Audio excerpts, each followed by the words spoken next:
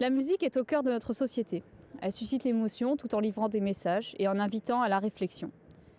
Après ces dernières années fantômes, les salles de concert et de spectacle redeviennent peu à peu les lieux prisés par toutes les générations. Parmi eux, la Lune des Pirates accueille régulièrement des artistes locaux, dont certains ont pu se développer grâce à cette scène.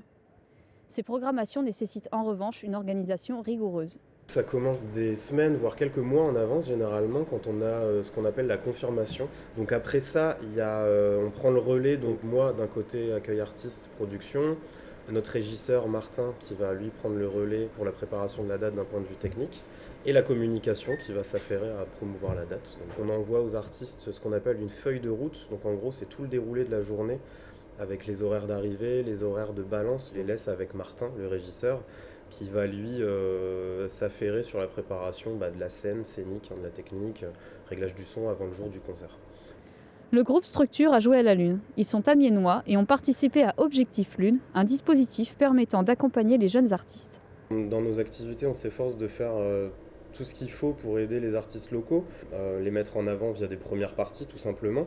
Donc on essaye d'avoir le maximum de premières parties, soit locales, soit nationales. On essaye de les rentrer dans des réseaux, de les faire rencontrer des gens. Donc c'est plus notre chargé d'accompagnement qui s'en charge généralement. Lui, il s'occupe de ça parce qu'il a un grand réseau d'artistes locaux avec lequel il discute. Et dès qu'il sent que c'est le bon moment d'un point de vue du style du groupe, ou alors s'il sent qu'ils sont prêts, il va leur proposer de venir jouer.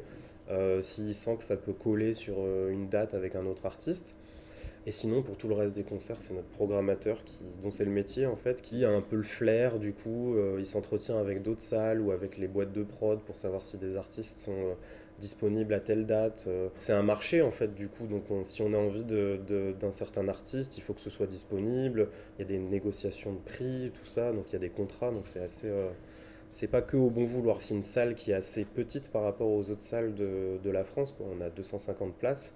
Donc on ne peut pas se permettre de faire venir tous les artistes qu'on veut parce que ça va peut-être coûter trop cher. Les artistes vont se diriger vers des salles un peu plus grosses à Amiens ou dans les autres villes du Nord ou de Paris. On prend un peu les artistes qu'on peut se permettre, qui sont disponibles, qui collent un peu avec l'état d'esprit de la salle, quoi. Enfin, la mission, c'est vraiment la découverte en fait. On fait quelques artistes connus, mais en gros, comme on est une petite salle et qu'on ne prend pas trop de risques à devoir vendre énormément des milliers de billets, on peut se permettre de faire venir des artistes qui sont en voie de professionnalisation ou des artistes qui sont déjà connus mais un peu en dessous du radar.